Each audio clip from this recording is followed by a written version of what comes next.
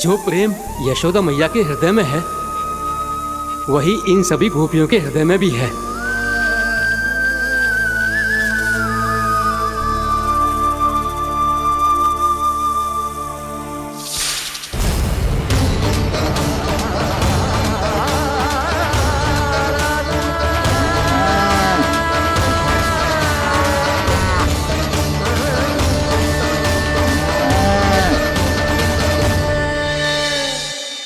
यशोदा, यशोदा,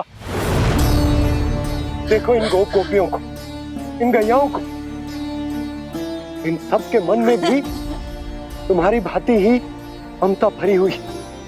वो सब भी कान्हा से उतना ही प्रेम और स्नेह करती हैं, उतनी ही ममता से भरी हुई हैं जितनी कि तुम। तो तुम ही सोचो, जिसके साथ इतनी ममता और इतना स्नेह, इतना प्रेम, उसका कोई क्या कर सकता है? उस काले नाग का वेश इस सब आशीर्वादों के सामने कछु न है। कछु करो जी। उसे बोलो वो मेरे प्राण में से मेरे कान्हा को छोड़ दे। यशोदा,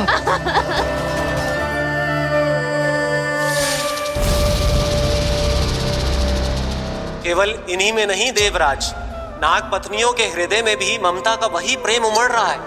देखिए। मैं आपके हाथ जोड़ती हूँ स्वामी, इस बालक को छोड़ दीजिए।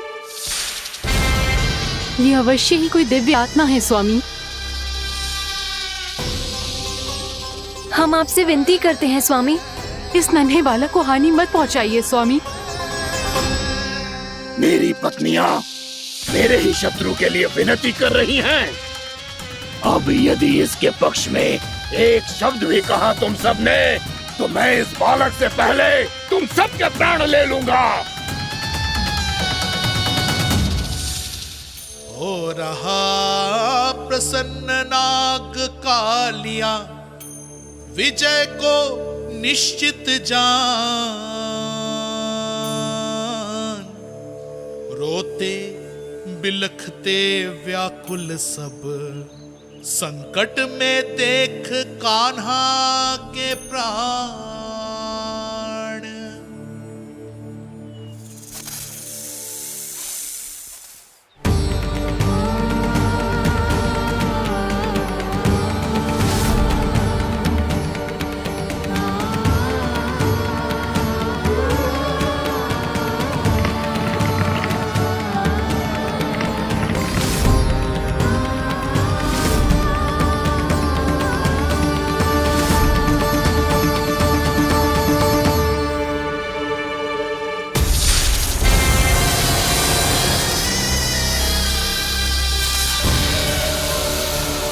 कुछ करो जी, मेरे लल्ला को बचा लो, कोई तो कुछ करो।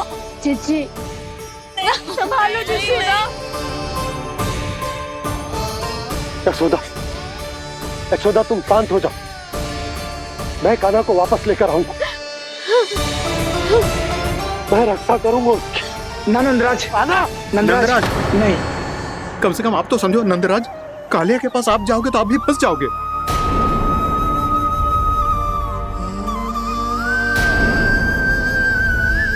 बलराम, तेरा भाई इतनी भीषण संकट में है और तुझे जरा भी दुख ना हो रहा? क्या आप सब अब तक नहीं समझ पाए कि कान्हा सच में कौन है? छोटे बाबा, आप तो उसका सत्य जानते हैं ना?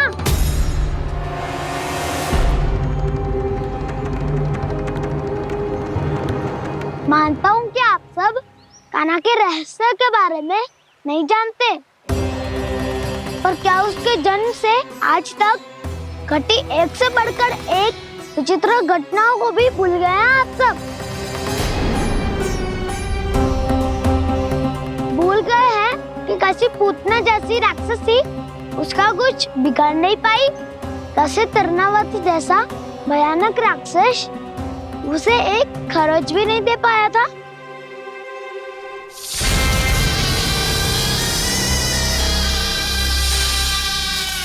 आप सबने अपनी आंखों से देखा था ना, बकासुर से कान्हा की रक्षा करने देवता स्वयं आए थे। पर सत्य तो ये है कि तो सभी देवता भी उस असुर के सामने असमर्थ हो गए थे। तब कान्हा ने बहुत ही आसानी से उस भयंकर असुर का वध किया था। एक ही बार में धराशायी कर दिया था उसे। तो आप सभी सोचिए, बार बार ऐसे असाधारण कार्य करने वाला बालक साधारण कैसे हो सकता है? अब तो आरंभ से ही सारा सत्य जानते हैं छोटे बाबा। रहस्य छुपाने में सदैव काला की सहायता करते आए आप, और आज आप स्वयं ही उसके सत्य को भूल रहे हैं। और तुम सब भी तो जानते हो कान्हा की शक्तियों के बारे में। तो क्या तनिक भी विश्वास ना है अपने सखा पे? बलराम, जे तू क्या कह रहा है? मैंने जो कहा उसका एक एक शब्द सत्य है छोटी माँ। यदि प्रभु की इच्छा हुई तभी कुछ ही क्षणों में सब कुछ अपनी आंखों से स्वयं अनुभव कर लेंगे आप।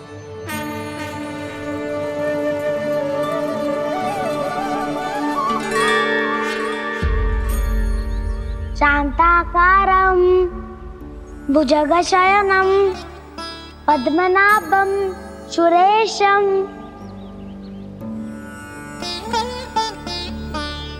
विश्वाधारं गगनसदृशं मेघवर्णं शुभांगं लक्ष्मीकान्तं कमलनयनं योगी वीरध्यानगम्यं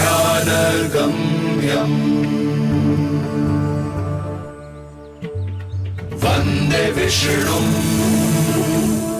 भवभयहरं सर्वलोकैकनाथम्।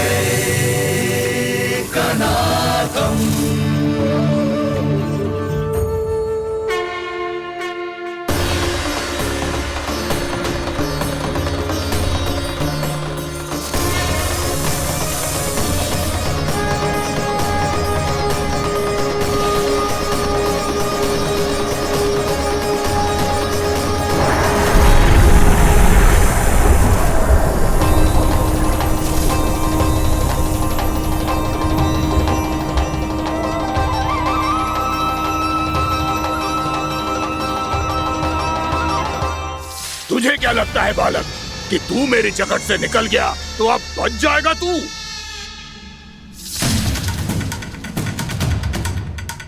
मेरे विष से अपनी प्राण रक्षा करने में सफल रहा, मेरी जगत से भी छूट गया, पर मेरे दंश से नहीं बच पाएगा।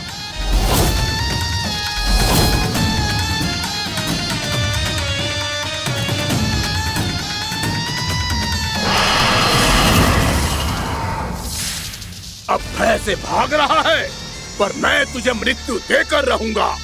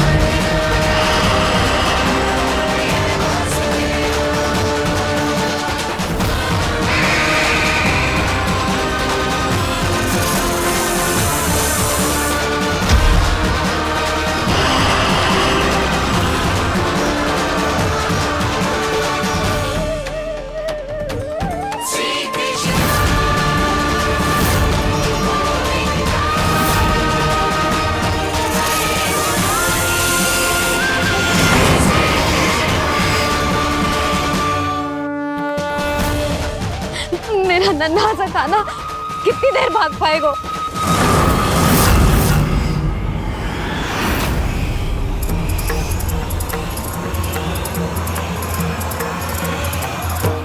और कितनी प्रतीक्षा करोगे मेरी भक्त कालिया? भक्त नहीं, काल हूँ मैं तेरा। जब अहंकार का मुकुट बुद्धि को ढक लेता है तो भक्त अपने भगवान को भी नहीं पहचान पाता। व्यर्थ की पहेली में मत उलझा बालक। ना मैं भक्त हूँ और ना तू भगवान।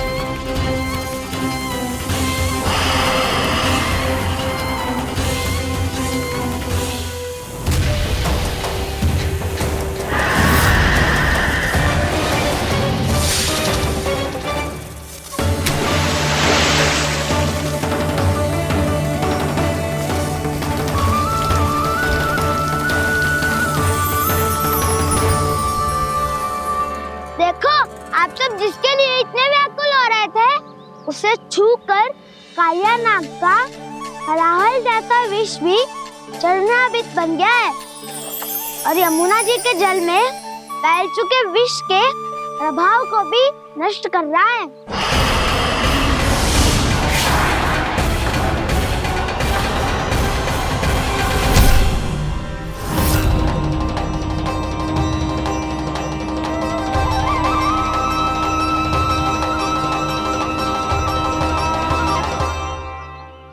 धर्म रक्षक, अधर्म विनाशक प्रभु श्री कृष्ण का कौशल सचमुच अद्वितीय है। नारायण नारायण।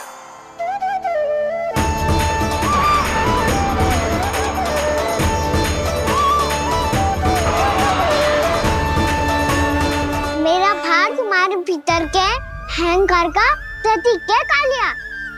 अब तुम्हारा अहंकार, तुम्हारा अनपान मेरे पाँव के नीचे है और तुम्हारी पूंछ अर्थात तुम्हारे प्राण मेरे हाथ में। अब तुम क्या करोगे भक्त?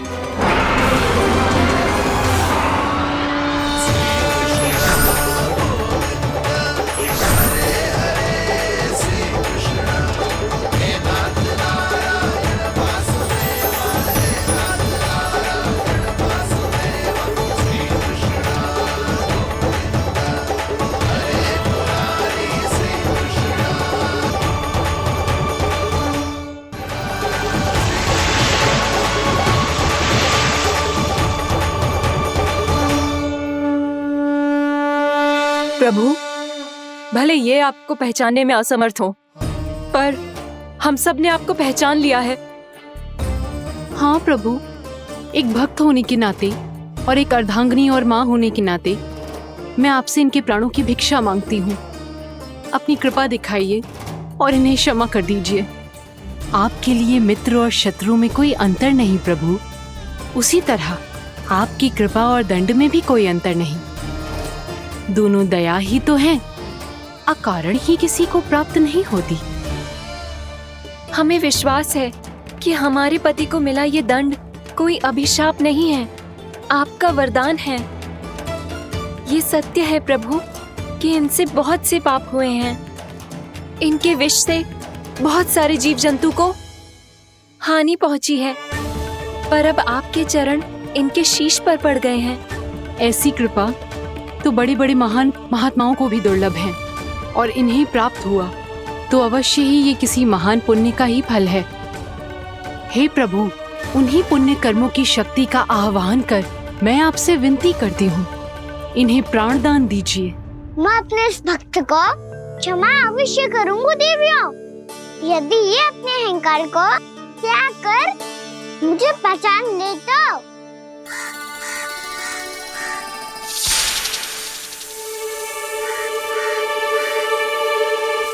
मैं तुम्हें श्राप देता हूँ, जितनी विषैली तुम्हारी जिह्वा है उतने ही विषैले सर्प बन जाओ तुम।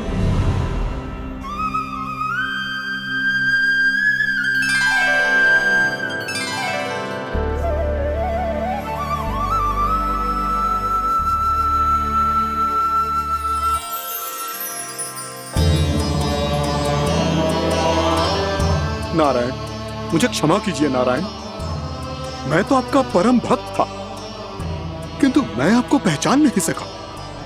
इसका दंड तो मुझे मिलना ही था, किंतु मैं अब प्रायश्चित करना चाहता हूं।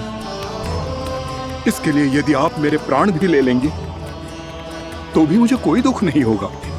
मैं अपना जीवन, मृत्यु और अपना अस्तित्व सब कुछ आपको समर्पित करता हूं। तुम्हें तुम्हारी क्रोध के कारण श्राप मिला, जिसे विशाल सर्प के रूप में तुम्हारा जन्म हुआ, और सर्प का तो स्वभाव है विष फैलाना। इसीलिए तुम्हें दंड नहीं दूंगा मैं, सिर्फ सभी अपराधों का पश्चाताप कर लिया। इसीलिए मैं तुम्हें क्षमा करता हूँ कालिया।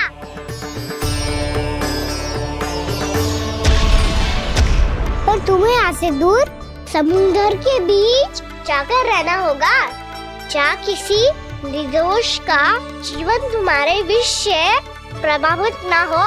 मैं चाहकर भी आपकी इस आज्ञा का पालन नहीं कर सकता। मैं असमर्थ हूँ प्रभु, क्योंकि यदि मैं इस क्षेत्र को छोड़कर गया तो मेरी मृत्यु निश्चित है। आपसे क्या छुपा है प्रभु? आप तो जानते हैं कि सर्प जाति और आपके वाहन गरुड़ के बीच अनंत शत्रुता चल रही है, जिसका प्रारंभ नागों के द्वीप नागालय से हुआ था। उस द्वीप पर छोटे जीवों को निगल जाने के लिए सर्प थे, और गरुड़ को सर्पों का स्वाद बहुत प्रिय था, इसलिए वो बार बार नागद्वीप जाने लगा था। पर इस कारण पूरी सर्प जाति उससे आतंकित हो गई थी। इसलिए जब भी गरुड़ वहां पहुंचता तो सभी सर्प छिपने लगते। जब गरुड़ को इसका आभास हुआ तो उसे बड़ा क्रोध आया और वो उत्तेजना में भरकर सर्पों का शिकार करने लगा। भूख ना होने पर भी उन्हें मारने लगा। अब सर्पों के प्राण हरना उसके लिए खेल बन गया था। इस भीषण समस्या का समाधान ढूंढने के लिए पूरी सर्प जाति महान सर्प वासुकी के सामने इकट्ठी हुई। हे महान वासुकी, हमारी सहायता कीजिए। नागद्वीप पर गरुड़ ने आतंक मचा दिया है। पहले तो वो हमें अपना भोजन बनाता था, लेकिन अब हम उसके खेल का साधन बन चुके हैं। भूख हो या ना हो, जब तब आकर वो हमारे प्राण हर लेता है। अनुचित हिंसा के इस प्रथा का आरंभ सर्पों ने ही किया है। पहले आप सबने पूरे द्वीप पर अधिकार कर लिया, फिर आहार के साथ साथ आनंद के लिए भी आप सभी ने निर्दोष जीवों की हत्या की। और जब सृष्टि का संतुलन बनाए रखने के लिए गरुड़ आपको अपना आहार बनाने आया तो आप सब अपने प्राणों की रक्षा के लिए छिपने लगे। तो फिर गरुड़ का उत्तेजित होना तो स्वाभाविक ही था। नागनाथ, जो हमने अन्य जीवों के साथ किया वही अब हमारे साथ हो रहा है, परंतु ये भी तो सृष्टि के संतुलन के विरुद्ध ही है ना?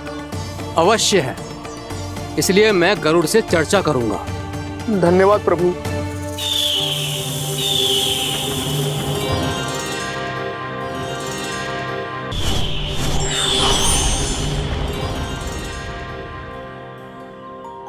श्री नारायण के वाहन पक्षीराज गरुड़, मैं संपूर्ण सर्प जाति की ओर से आपसे एक निवेदन करने आया हूँ। कहिए, क्या कहना चाहते हैं आप? हे पक्षीराज, यदि आप हम पर ऐसे ही आक्रमण करते रहे तो शीघ्र ही हमारी प्रजाति समाप्त हो जाएगी। इसीलिए हमारी आपसे विनती है, यदि आप उचित समझें तो सर्पों के किसी एक घर से हम आपको एक सर्प प्रतिदिन अर्पित करेंगे। आप उसको आहार बनाइए और अन्य सर्पों को जीवित रहने का अधिकार दीजिए। मुझे स्वीकार है। तब से प्रतिदिन किसी एक घर से एक सर्प गरुड़ के भोजन के लिए भेजा जाने लगा। समय के साथ मेरे घर की भी बारी आई, परंतु मैंने एक बहुत बड़ी भूल कर दी। समय आ गया है स्वामी, आज गरुड़ के आहार के लिए इसे चुना गया है। कौन है यह गरुड़ और क्यों दूं मैं इसे कोई भेंट? स्वामी, सभी सर्प राज्यों और गरुड़ के बीच में यही समझौता हुआ है, हमें इसका सम्मान करना ही होगा। मैंने कोई समझौता नहीं किया, मैंने कोई वचन नहीं दिया और ना ही मैं किसी गरुड़ से भयभीत होता हूँ। यदि इस राज्य में किसी को सर्पों को अपना आहार बनाने का अधिकार है तो वो केवल मुझे है। अब से गरुड़ को दी जाने वाली हर भेंट मुझे दी जाएगी, महाविषधारी महान नागराज कालिया को। यह और कुछ नहीं, मेरा अभिमान था प्रभु, और यह मेरे इस जन्म की सबसे बड़ी भूल थी, क्योंकि फिर जब गरुड़ को इस बारे में पता चला तो। कालिया, अभिमान में आकर तूने अपने काल को ललकारा है। जिस कालिया के नाम में ही काल छिपा है, तू उसे ललकारने का दुस्साहस कर रहा है गरुड़। स्वयं को भगवान विष्णु का वाहन कहता है तो वाहन का ही कर्म कर। स्मरण रख, इस धरती के सर्वश्रेष्ठ योद्धाओं के लिए भी मैं मृत्यु का दूत हूँ। विनाश काले विपरीत बुद्धि, तुझ जैसे मूर्ख सदा इस युक्ति को सार्थक करते आए हैं। अपने विनाश को आमंत्रण किया है तो अब भोग।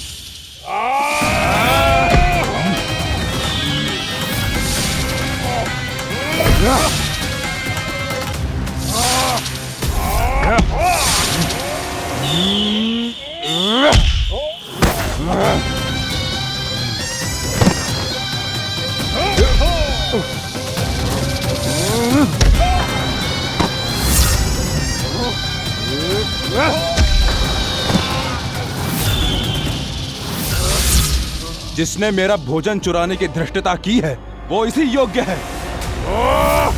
तू मुझे जानता नहीं है गरुड़, मैं महाविषधारी नाग कालिया हूँ। तेरा इतना दुस्साहस कि तूने मुझ पर चरण से प्रहार किया। वाह!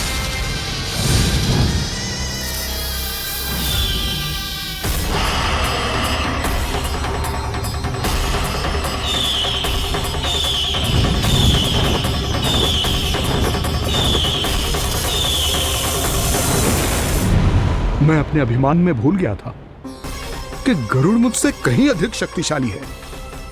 इसलिए अपने प्राणों की रक्षा करने के लिए मैं एक स्थान से दूसरे स्थान भागने लगा। नदियां, पर्वत, यहां तक कि मैंने सागर भी लांघ डाला, पर मैं जहां भी जाता गरुड़ के रूप में मेरा काल वहीं आ जाता। इसीलिए मृत्यु की आशंका से भयभीत होकर मैं अपने बड़े भाई मां कद्रू के प्रथम पुत्र अनंत शेषनाग से राय लेने चला गया। भैया, मैं यहां आपसे आपकी सहायता लेने आया हूं। मेरी एक छोटी सी भूल के कारण यह गरुड़ मेरा पीछा कर रहा है, मुझे हर समय हर स्थान पे ढूंढते रहता है। यदि उसने मुझे ढूंढ लिया तो वो निश्चित ही मेरे प्राण ले लेगा। मुझे कोई ऐसा स्थान बताइए जहां मैं अपनी पत्नी और अपनी संतानों के साथ शांति से रह सकूं। तुम यमुना नदी के किनारे वृंदावन क्षेत्र में जाके वास करो कालिया। गरुड़ वहां प्रवेश नहीं कर सकता क्योंकि उसे ऋषि सोबरी का श्राप मिला हुआ है।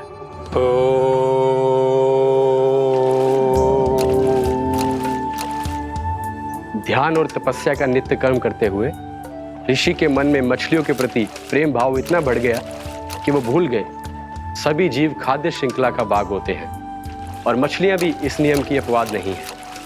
उन्हें मछलियों की अटखेली इतनी अच्छी लगने लगी कि वो इस क्षेत्र के मछुआरों को भी मछली पकड़ने की अनुमति नहीं देते थे।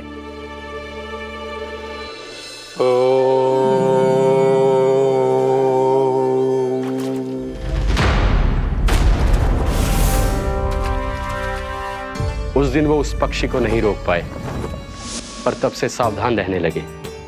यहां तक कि अपने साधना से भी अधिक ध्यान वो पक्षियों पर केंद्रित करने लगे। ठहरो! इसी क्षण अपनी चोंच में पकड़ी इस मछली को छोड़ दो। तुम्हें इन मछलियों का आहार नहीं करना चाहिए पक्षीराज। ये तो खाद्य श्रृंखला का नियम है ऋषिवर। यदि मैं इनका आहार नहीं करूंगा तो कोई और पक्षी कर लेगा। मैं अपने आनंद या प्रतिशोध के लिए इनके प्राण नहीं ले रहा। ये तो बस मेरा भोजन है। पर यह मेरा तपस्या स्थल है। तुम यहाँ शिकार करके मेरी साधना में विघ्न नहीं डाल सकते पक्षीराज। यदि आपकी यही इच्छा है तो मैं आज के बाद यहाँ नहीं आऊंगा।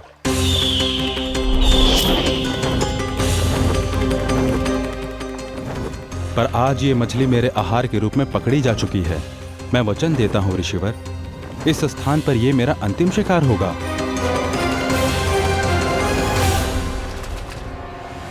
आज के बाद यदि तुमने वृंदावन की निकट उड़ान भी भरी तो तुम सैकड़ों टुकड़ों में फटकर मारे जाओगे पक्षीराज। ये मेरा श्राप है।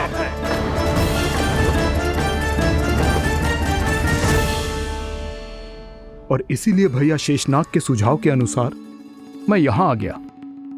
पर अब यदि मैं कहीं और जाऊंगा तो मेरे प्राण नहीं बचेंगे प्रभु। निश्चिंत रहो कालिया, अब से गरुड़ तुम्हें कोई हानि नहीं पहुंचाएगा।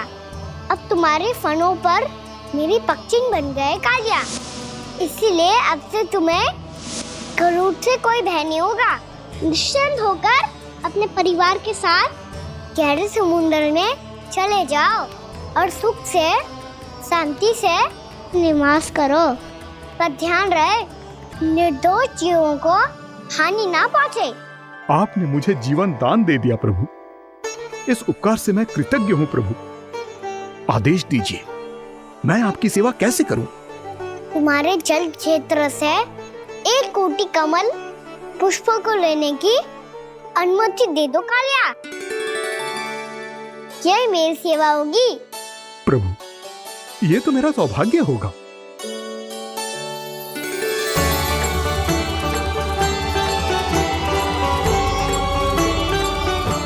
एक कोटि के स्थान पर हम 3 कोटि कमल पुष्प ले आए प्रभु। मैं तुम्हारी सेवा भाव से प्रसन्न हुआ कालिया। रमनक द्वीप पर चले जाओ ताकि तुम्हारे कारण फिर कभी किसी निर्दोष जीव को हानि ना पहुंचे और न ही तुम्हारा विष मेरे प्रिय यमुना नदी के जल को दूषित कर पाए। मैं तुम्हें आशीर्वाद देता हूँ। आज यहाँ मेरे द्वारा तुम्हें दिए गए इस आदेश का स्मरण जो भी भक्त करेगा और प्रातः काल और संध्या काल में इसका उच्चारण करेगा, उसे फिर कभी किसी संकट से कोई भय नहीं होगा। ये स्थान अब से काला कुंड के नाम से जाना जाएगा। यहाँ पर स्नान करने वाला और देवताओं को इस क्षेत्र से जल का अर्घ्य देकर प्रसन्न करने वाला भक्त यदि मेरा स्मरण करके पास रखेगा तो वो अपने सभी पापों से शीघ्र ही मुक्त हो जाएगा।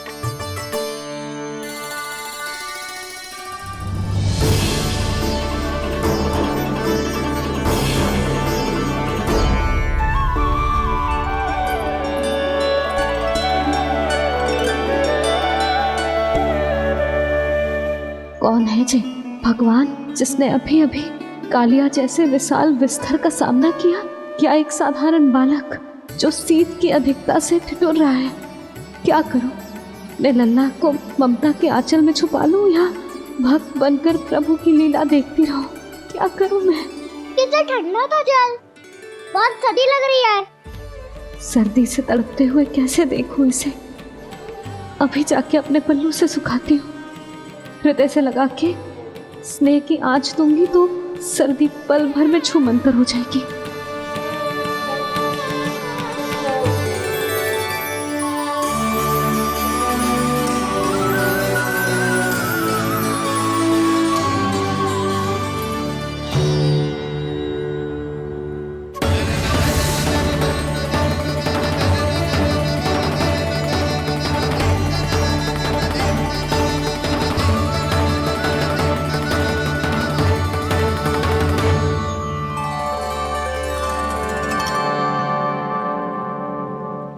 मेरी आवश्यकता ना है इसे। ये तो सच्ची में भगवान ही है जिसकी ठंड दूर करने के लिए स्वयं द्वादश आदित्य प्रकट हो गए हैं।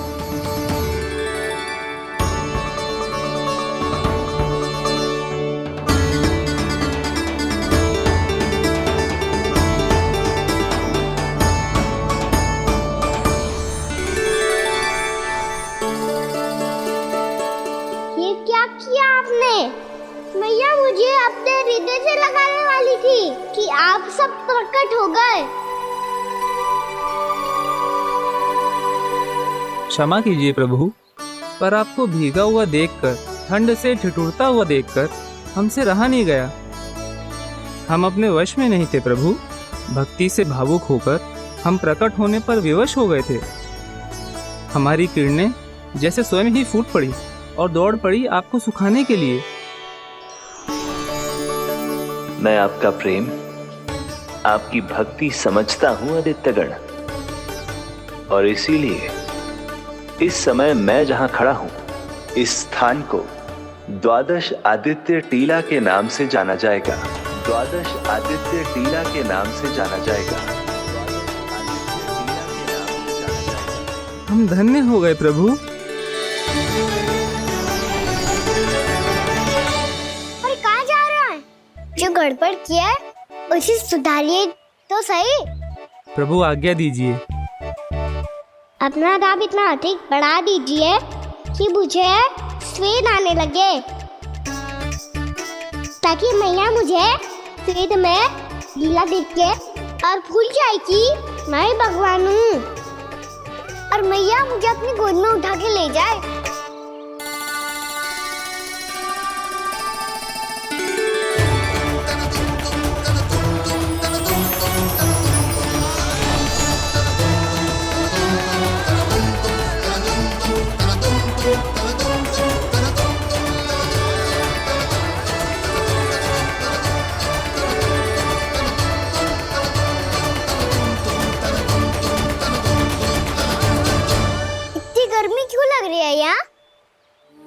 श्वेत की एक बूंद भी आती थी तो मैं अपना आंचल लेकर पहुंच जाती थी इसके पास।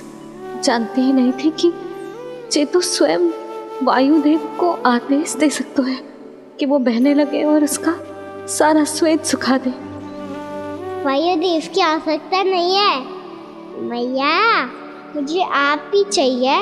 लगता है जिस बात का भय था वही सत्य होने लगी है। भैया मेरे भगवान रूप को भूल नहीं पाएगी, और अब मेरे लिए उनके सत्य छुपा कर रख पाना कठिन हो जाएगा। कृष्णा कृष्णा हरे कृष्णा कृष्णा कृष्णा मुरली मनोहर कृष्णा गोपाला गोविंदा हे दामोदरा।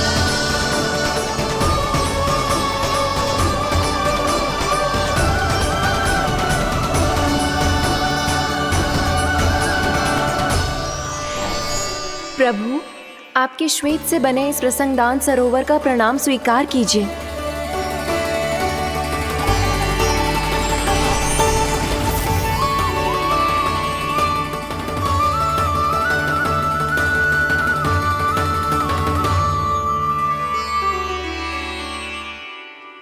ओहो, इस चमत्कार को देखकर भैया को और भी अधिक विश्वास हो जाएगा कि मैं भगवानी हूँ। अब कैसे मनाऊं मैया को कि मैं इनका लाई हूँ। बाबा है ना, अब तो यही सहायता करेंगे। श्री कृष्णा गोविंदा हरे हरे श्री कृष्णा गोविंदा हरे हरे श्री कृष्णा हरे मुरारी श्री कृष्णा श्री कृष्णा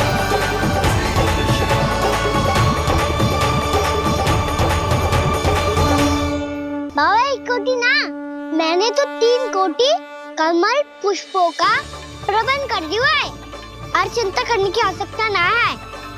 1 कोटि कमल के स्थान पर 3 कोटि कमल पुष्प मिल गए हैं।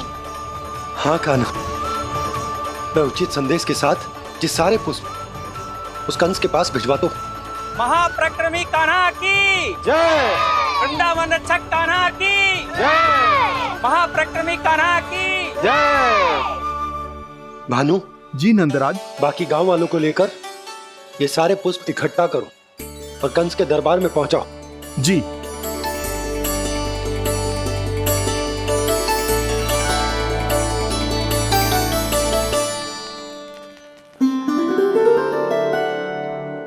मैया कौन हो तुम?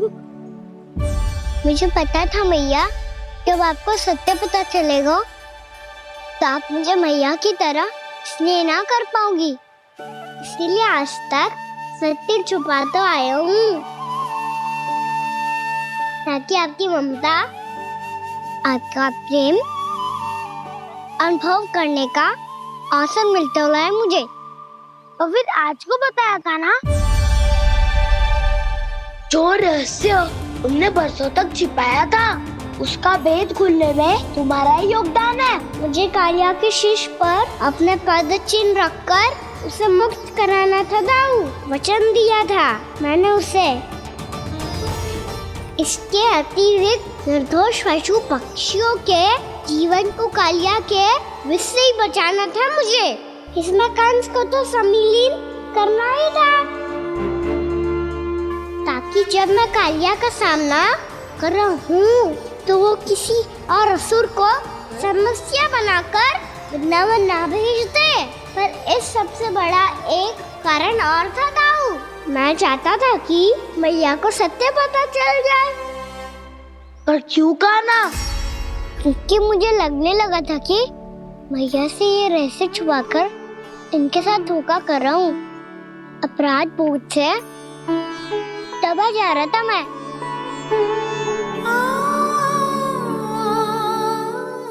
जो सत्य आपको, बाबा को, सभी को पता है, यहाँ तक कि मेरे सखा भी जानते हैं, वो सत्य मैंने मैया से छुपाया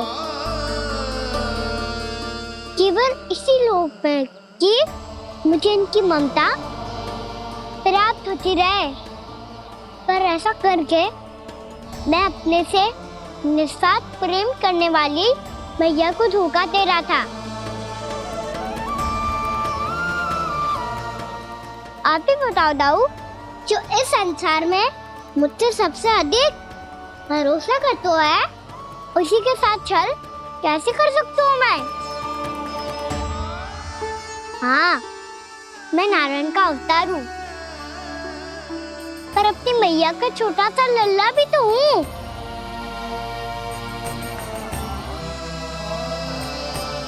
इसीलिए तो यमुना जी में छलांग लगाने का एक कारण इस गेंद को लेने जाना भी था। ने स्नेह से बनाई थी मैया ने गेंद, इसे अपने से दूर कैसे होने देता मैं? आपको आभास भी ना है मैया कि आप मेरे लिए कितने महत्वपूर्ण हो। ये सत्य है कि सभी देवता, प्रकृति, भक्त, ये सब है मेरा ध्यान रखने के लिए, मेरी सेवा करने के लिए। पर क्या इनमें से कोई भी मेरी मैया का स्थान ले सकता है? और आप भी तो यही चाहती थी कि मैं आपका लल्ला बन के आऊं, कि मैं आपका लल्ला बन के आऊं, कि मैं आपका लल्ला बन के आऊं। आज जैसे आपने मुझे अपनी गोद में लिटा रखा है, क्या कुछ ऐसा नहीं हो सकता कि शीघ्र ही मुझे आपको अपनी गोद में खिलाने का अवसर मिल जाए? मैया, नारायण का अवतार होना क्या इतनी बड़ी समस्या है कि आप हृदय से भी राह लगा सकते? मैया,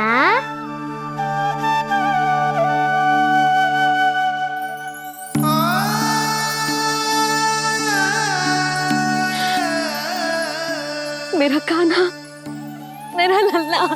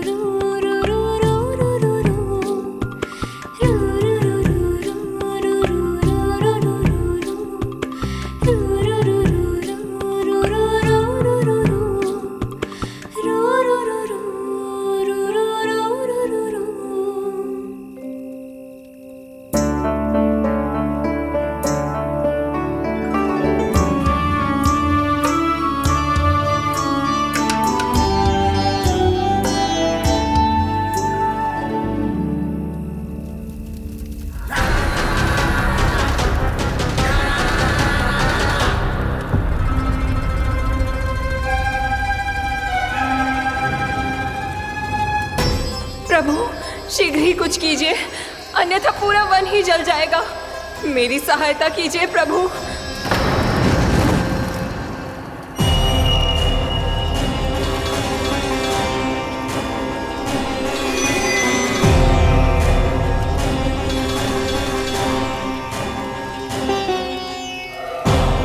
आज कोई नहीं रोक सकता मुझे। आज इस वन का एक एक दिन का जला डालूंगा। मुझे भूल गए दामन नल, मैं तुम्हें ऐसा करने की आज्ञा नहीं दूंगा।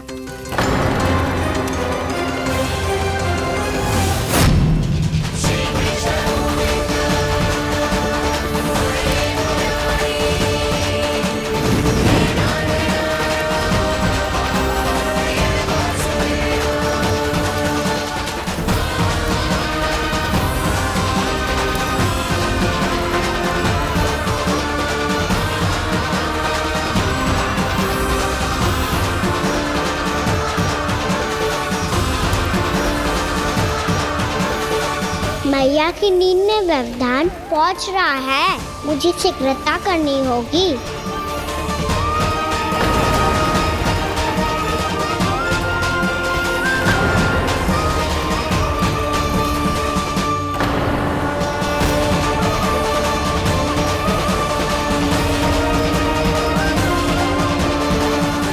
कुछ ही समय पहले बुझती हुई चिंगारी से घबरा गया था, अब इतने विशाल दावानल को निगल गया। फिर से गड़बड़ कर दी कान्हा ने। समझाया था कोई लीला मत करना, तुम्हारी समस्या और बढ़ जाएगी।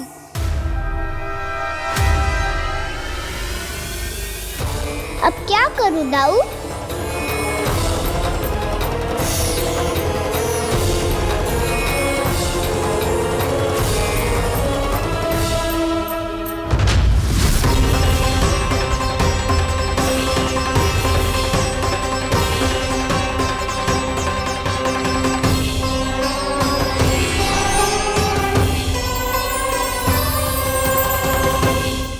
जब जब मैं इसे अपने लल्ला के रूप में देखने का प्रयास करती हूँ, मुझे प्रभु दिखते हैं।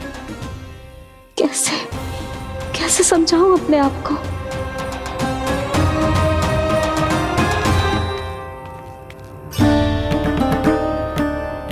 मैया मुझे पता है आपने कहा था अग्नि के साथ मत ही खेलना, पर अग्नि फैल रही थी। मुझे कछु ना कछु तो करना ही था मैया। क्यों प्रभु, क्यों छीन रहे हो एक मैया से उसकी ममता? मैं आपकी भक्त अवश्य हूँ, पर उसके साथ साथ आपकी मैया भी बने रहना चाहती हूँ। आपको एक मैया बनकर दुलारना चाहती हूँ, फटकारना चाहती हूँ, डांटना चाहती हूँ। तो फिर डांटो ना मैया, फटकार लगाओ, मुझे दंड दो। कैसे कान्हा? तुझे देखते ही मुझे अपने भगवान दिखाई देने लगते हैं। मेरे मन में तेरे प्रति भक्ति के भाव जाग रहे हैं। मैया ऐसा मत ही करो ना।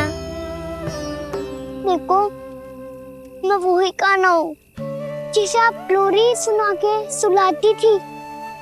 वही कान्हा हूँ जिसे अपने हाथों से माखन खिलाती थी। मैं वही कान्हा हूँ मैया जो भूल करता था तो आपकी डांट भी खाता था और आपसे दंड भी पाता था।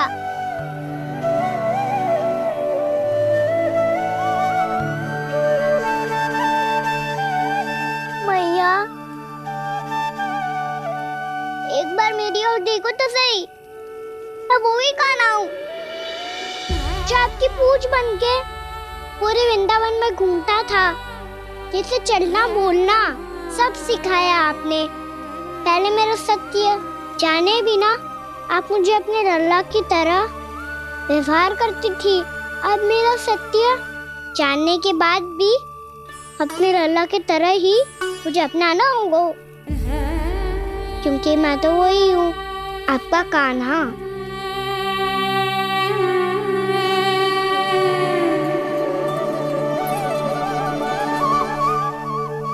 इतना प्यार करते हो तुम मुझसे,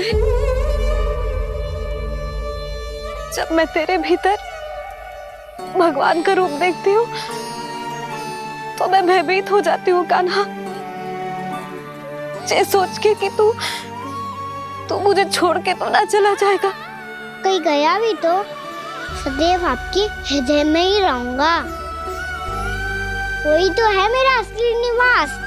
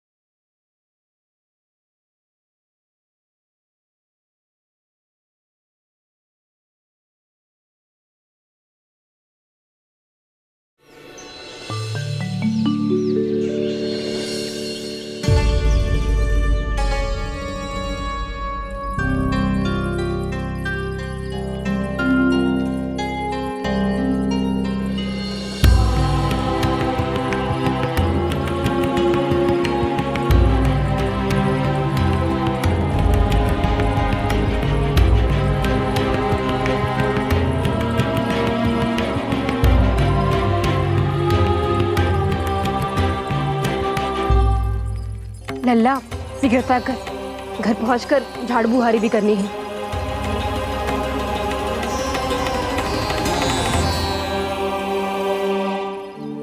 का होगा? ये सब ठहर क्यों गए? ये सब क्या होगा?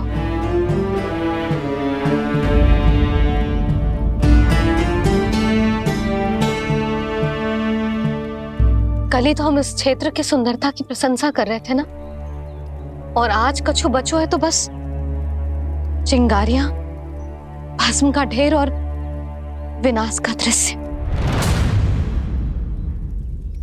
चिंता क्यों करती हो भाभी?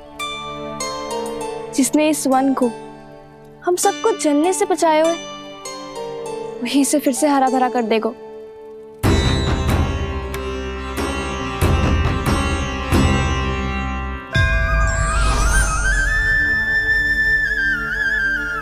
नंदराज, इस समय घर जाना सुरक्षित होगा? पूरा मार्ग जल गयो है। इन सुलगती चिंगारियों का ताप किसी बालक या वृद्ध के पांव में लग गो तो?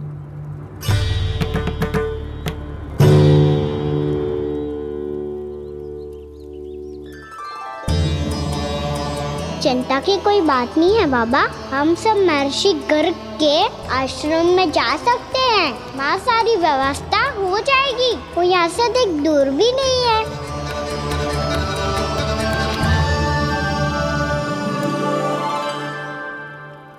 मुझे लगता है कि हम सबको ऋषि गर्ग के आश्रम जाना चाहिए। वहां चलकर कुछ समय उनकी सेवा करेंगे, और जैसे ही अग्नि शांत हो जाएगी और वृंदावन जाने को मार्ग सुरक्षित हो जाएगा, हम सब वापस लौट चलेंगे। अच्छा विचार है। वही महर्षि गर्ग जिन्होंने मेरा नामकरण करा था।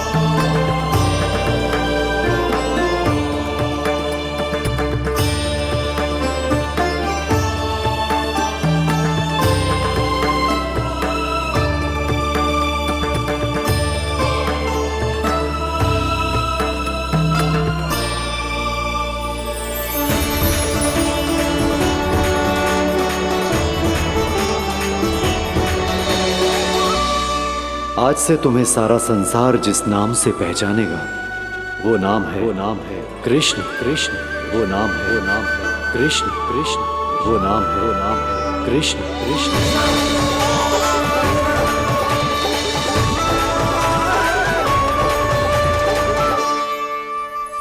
प्रणाम रिसीवर।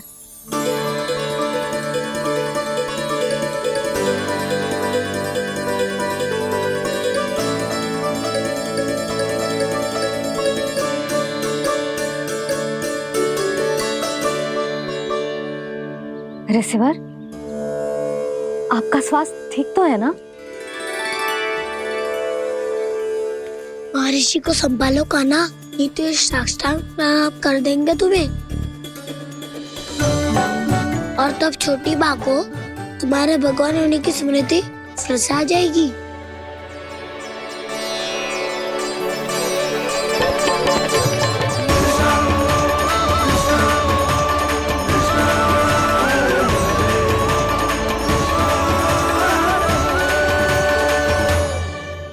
भक्तों को भगवान के दर्शन मिलते हैं, मुझे तो साक्षात भगवान ही मिल गए।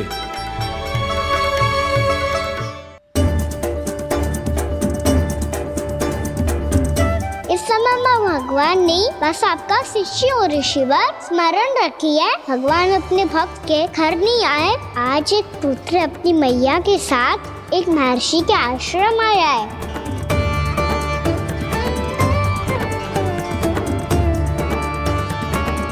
देखो तू इसे, ऐसे हृदय से लग रहा है जैसे कितने अच्छे से जानता हूँ। जानते हो मैया, बाबा ने कितनी बार बताया हो इनके बारे में कि कैसे मेरा नामकरण करा था, इसीलिए तो इतने विशेष है ये मेरे लिए।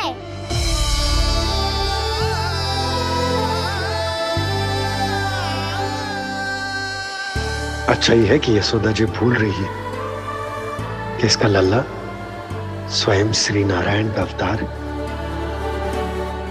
आप सभी का यहाँ आना बहुत ही प्रसन्नता की बात है। आप आए हैं अपनी इच्छा से, परंतु मेरी इच्छा के बिना जा नहीं पाएंगे। आपके साथ समय बिताने आए महर्षि, इतनी शीघ्र यहाँ से जाएंगे भी ना?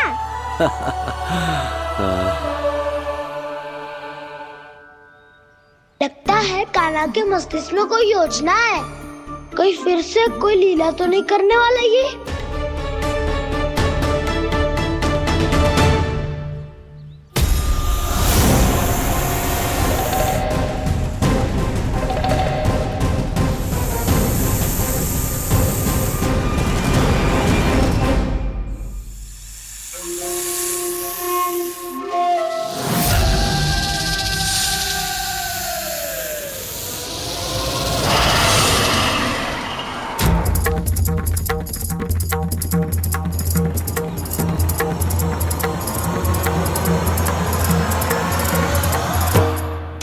क्या बात है कान्हा, अपने दाऊ को नहीं बताओगे? कौन सी बात दाऊ? चाकचूरू क्यों तुम? कोई विशेष योजना बना रहे हो क्या? मैं कोई विशेष योजना कभी नहीं बताता दाऊ, जो होना होता है वो अपने आप हो जाता है। वैसे दाऊ, योजना बनाओ भी क्यों? आज कुछ विशेष थोड़ी ना है।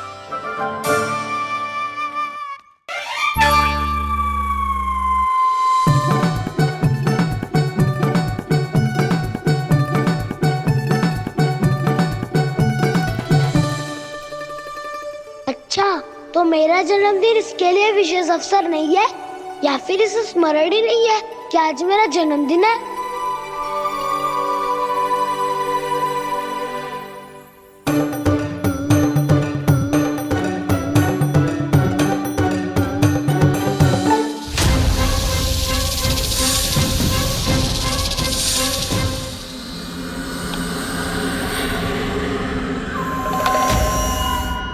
ओहो कान्हा, कितनी दूर फेंक दी, अब जाके लेके आनी पड़ेगी।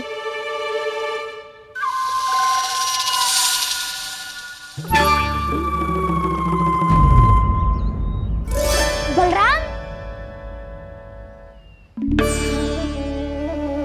वहाँ खड़े क्या हो? आओ खिल्ली लेके आते हैं।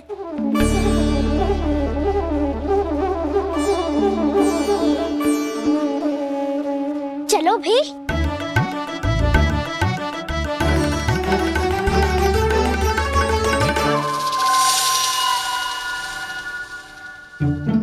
अब मेरी बारी है। नहीं नहीं, अब मैं खेलूंगा।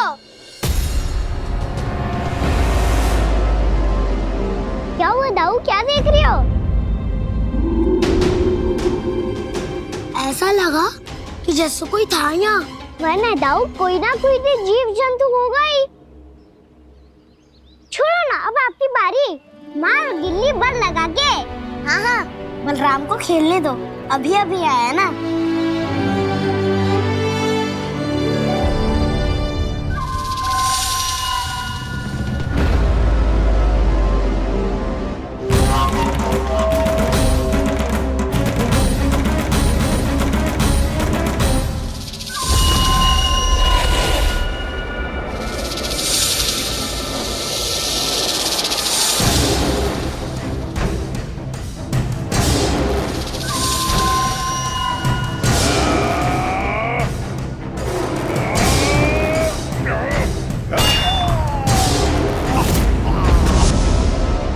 यही हत्या की थी ना उसने मेरे भाई बकासुर की। और वो सारे बालक बड़े चाव से देख रहे थे, प्रशंसा कर रहे थे उस मायावी की। मेरी बहन पूतना के हाथों से तो बच गए, किंतु अब मेरे क्रोध से, मेरे भीतर दहकती प्रतिशोध की अग्नि से अब ना तो वो बालक बचेंगे और ना ही वो विष्णु अवतार। और भूलना मत, महाराज ने क्या कहा था, सीधे सीधे उस मायावी का सामना नहीं करना है तुम्हें। वो बालक बहुत चतुर है।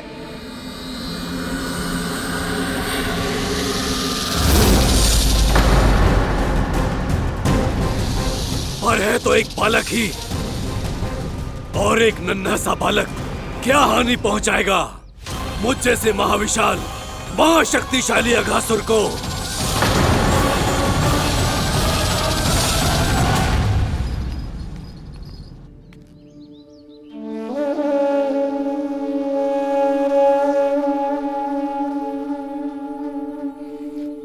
पता नहीं तेरी मैया क्या क्या सोच रही होगी। विवाह के समय एक दूसरे को वचन दिया था, कभी भी एक दूसरे से कछु ना छुपाएंगे। पर मैंने कितने वर्षों तक तेरे दिव्य होने की बात उससे छुपाई।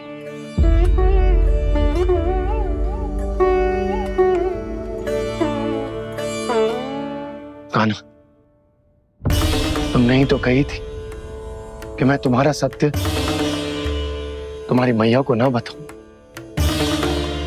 फिर तुमने स्वयं ही उन्हें अपने सत्य के बारे में क्यों बताया?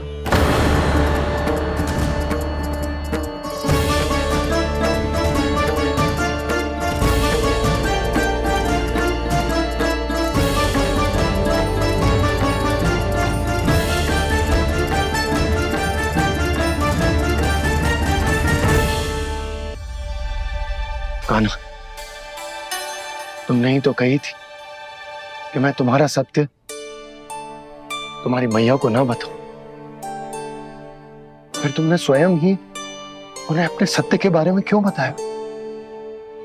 दाऊ के मन में यही शंका थी बाबा। उन्हें भी मैंने यही कहा था कि मैया को कभी ना कभी तो मेरा रहस्य पता चलना था। किसी और से जानकारी मिलती तो उन्हें अधिक दुख होता। इसीलिए मुझे लगा अच्छा यही है कि इन्हें मेरा सत्य से मुझसे पता चले। वैसे भी मैया से भेद छुपा के मुझे अच्छा नहीं लगता बाबा। इतने वर्षों में मैं जब जब मैया से कुछ भी छुपाता था तब तक मेरी हृदय को भी पीड़ा होती थी।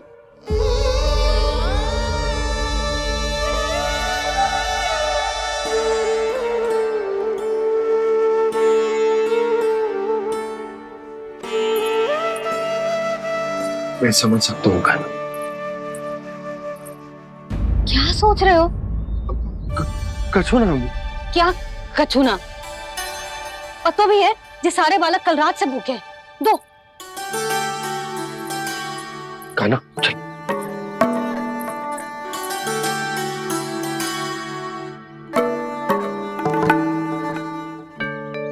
लगता है सब ठीक है। क्या ठीक है? कछु ठीक ना है। बहुत कठिन है, पर मैं प्रयास कर रही हूं कि स्वयं को समझा पाऊं कि मेरा लल्ला मेरे प्रभु श्रीहरि का अवतार है।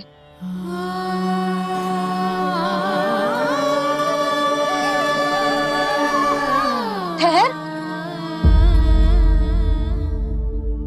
तू कहां जा रहा है बिना बताए?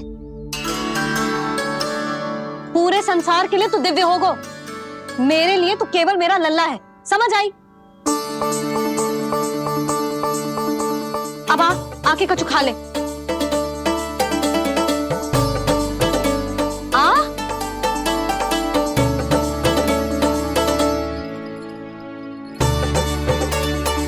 ले खा। पहले आप खाओ मैया। तू खा पहले। मैंने कही ना, तू अब भी मेरा लल्ला ही है जो कल रात से भूखा है, इसीलिए अब चुपचाप खा। और जे मत ही सोचियो कि मैया को सत्य का पता चल गया है तो कछु कहेगी ना। तेरी मैया हूं कान्हा, कस के डांटूंगी, और आवश्यकता पड़ी ना तो डांटूंगी भी और दंड भी दूंगी। और फिर भी बात ना मानी तो स्मरण है ना ओखल? देख, यहां भी है।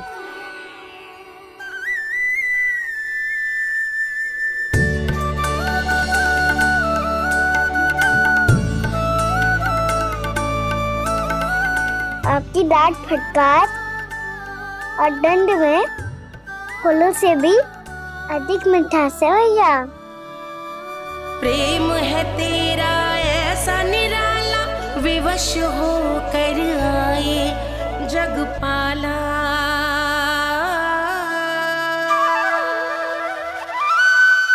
मैया छोटी सी अनुमति चाहिए।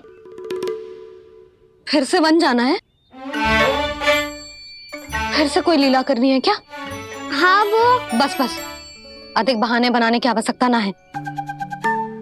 ठीक है, चला जा, पर वन के अधिक भीतर ना जाना, समझ आई?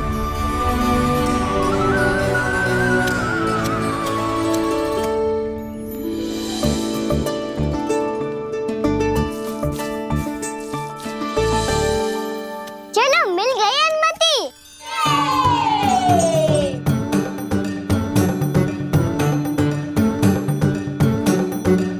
राहु, आप ना चलोगे हमारे साथ खेलने? नहीं, तुम जाओ, मुझे पौधा लगाना है। पर क्यों दाऊ? क्योंकि माँ ने कहा है आज मेरा कहा है कि पौधे लगाने से फल मिलते हैं। पर पौधा तो लगो, फल ना है। इतने शीघ्र फल नहीं आते कान्हा, कम से कम 1 वर्ष प्रतीक्षा करनी पड़ती है। तो 1 वर्ष के बाद इसी पौधे के नीचे बैठ के फल खाएंगे। आज के विशेष दिन को स्मरण रखना सिखाओ। सब स्मरण रखना, बस अपने दाऊ का जन्मदिन ही भूल जाना तुम। वैसे आज के दिन की एक और विशेष बात है। आज माँ को बनाने की आवश्यकता भी ना पड़ी, उसके बिना ही वन जाने की अनुमति मिल गई। जय हुई ना बात। अब चलो।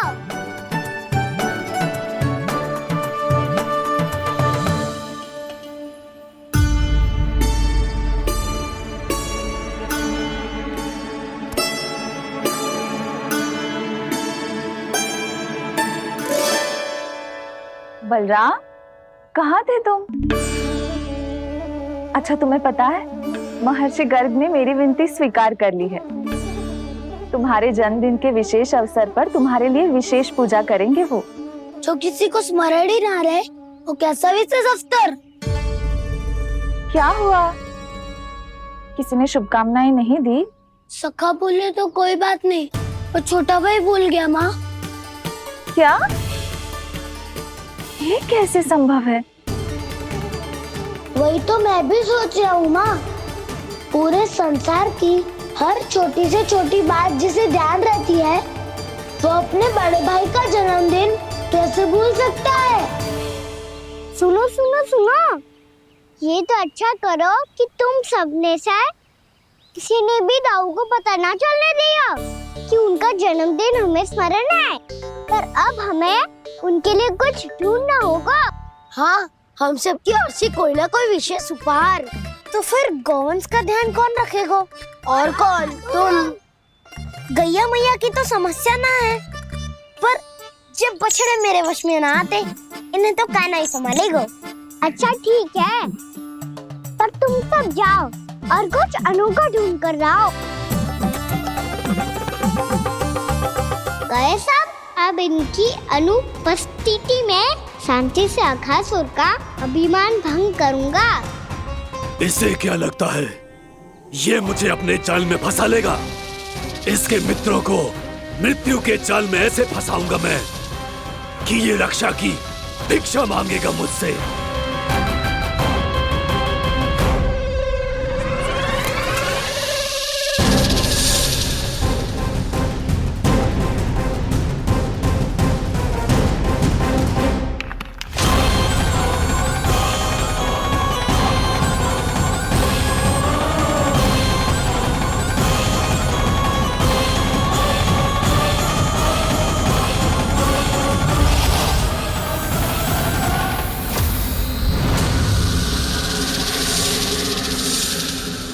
क्या ले चलूं बलराम के लिए जो हो बहुत विशेष?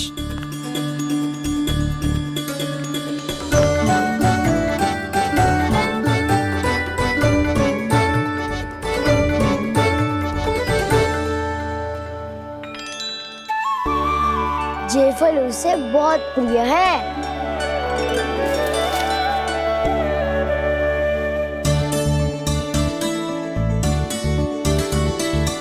पत्थरी के रत्न।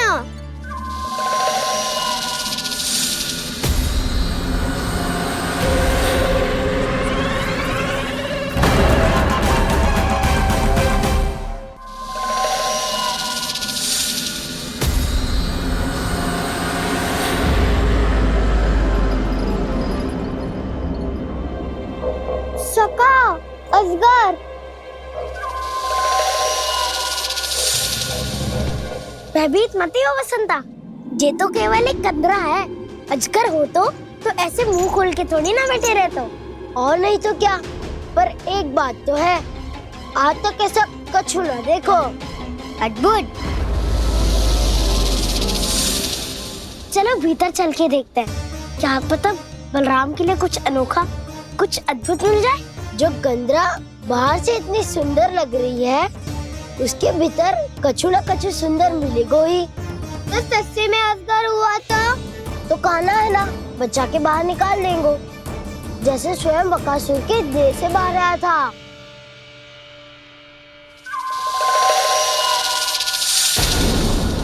ये अजगर ये अभी अभी आंखें खोली इसने।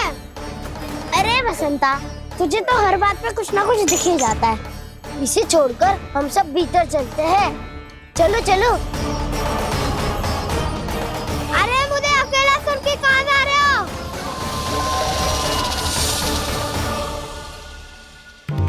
बहुत देर हो गई, मुझे अकेला देखकर भी अघासुर ने अभी तक आक्रमण नहीं किया।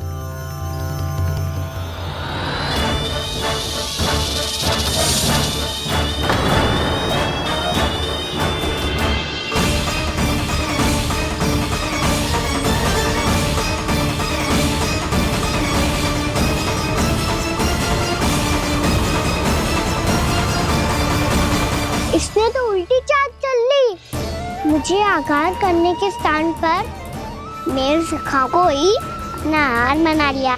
उसके सखाओं को आहार बना लिया है मैंने। अब उस विष्णु अवतार को इनकी रक्षा करने आना ही पड़ेगा, और तब मैं उसके प्राण लेकर अपना प्रतिशोध पूरा करूंगा। गैया मैया अपना ध्यान रखना, मुझे सखा को मुक्त कराने जाना होगा।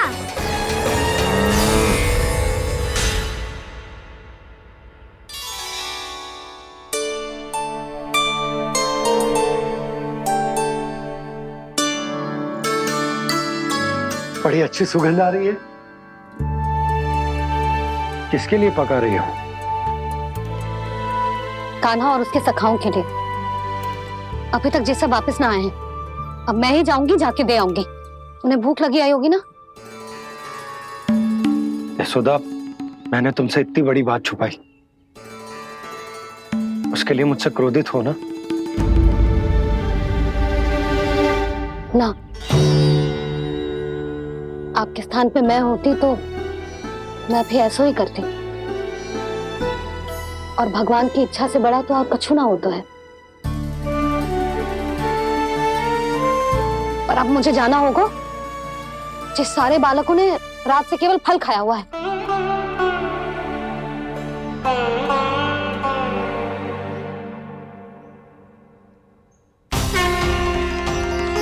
कान्हा, कान्हा, कान्हा,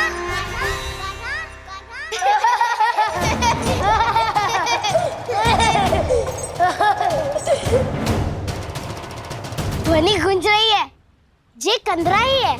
चलो और भीतर चल के देखते हैं।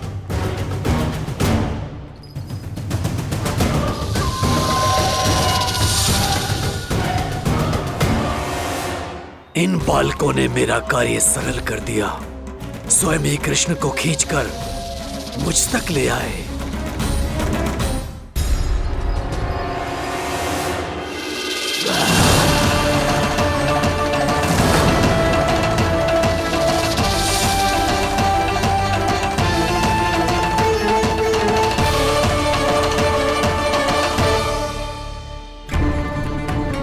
कहाँ गए ये सब? दिखाई नहीं दे रहे। ये यहाँ खड़ा क्यों है? भीतर आ बालक, ताकि तुझे और तेरे सखाओं को एक साथ बचा लूं मैं। लगता है अब मुझे ही कुछ करना होगा।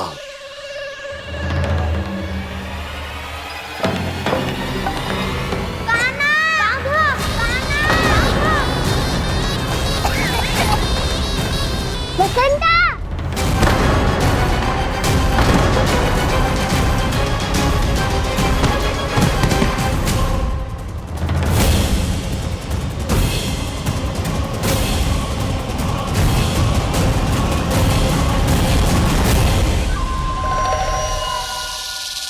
चिंता मत करो सखा, मैं आ गई।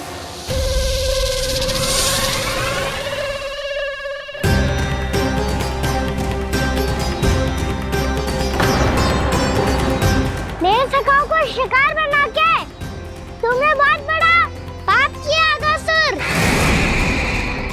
अब तुम्हें इसका दंड दूंगा मैं।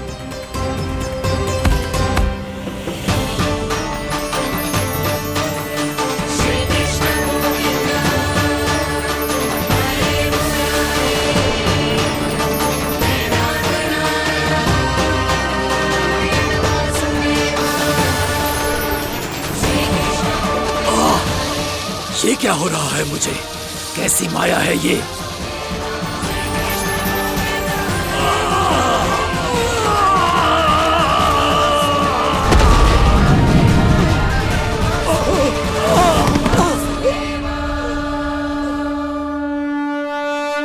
नारायण नारायण।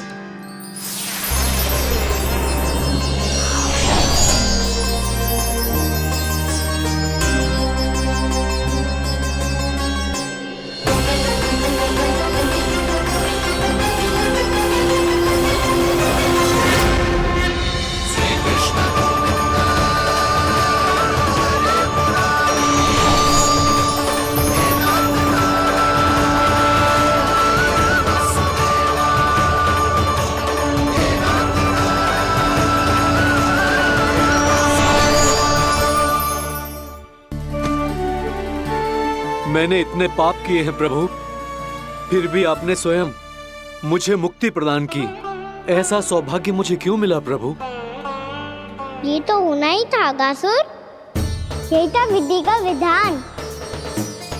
पूर्व जन्म में तुम राक्षस शंखचूर्ण के पुत्र थे, युवा थे, बहुत बलवान और कामदेव के समान आकर्षण होने के कारण बहुत गर्व हो गया था। एक दिन एक बहुत ही ज्ञानी और बलशाली ऋषि उसी नदी में स्नान कर रहे थे, जिसके स्वच्छ जल में स्नान करके तुम अपनी कांति को और भी अधिक बढ़ाने आए थे।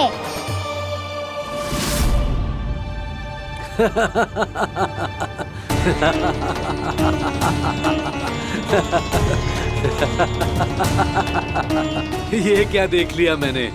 भला कोई इतना वक्र भी हो सकता है? एक कुरुवृद्ध, इसी क्षण मेरी दृष्टि से दूर हो जा। किसी भयानक श्राप की भांति कहीं तेरी इस देह की छाया मेरे सुंदर स्वरूप पर न पड़ जाए। भाग जा यहाँ से।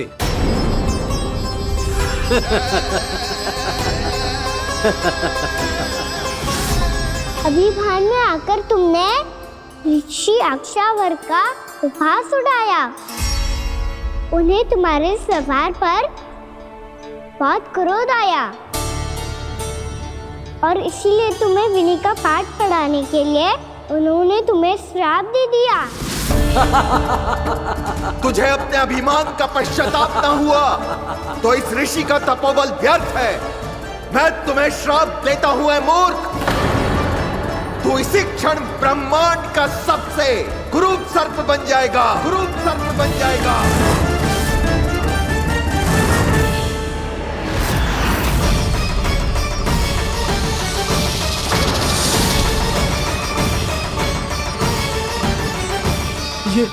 ये क्या हो रहा है मुझे? मेरी त्वचा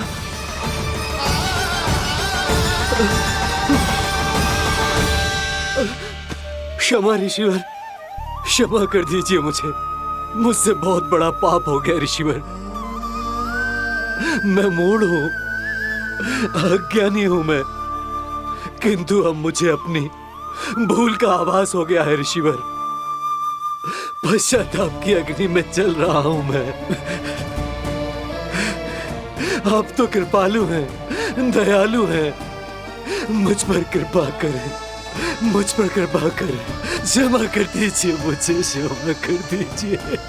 मैंने तुम्हें क्षमा किया अघासुर, पर मैं चाहकर भी अपना श्राप वापस नहीं ले सकता। पर तुम्हें वरदान अवश्य दे सकता हूं। तुम्हें अपने श्राप युक्त जीवन से मुक्ति स्वयं श्री विष्णु के कर कमलों से मिलेगी, विष्णु के कर कमलों से मिलेगी।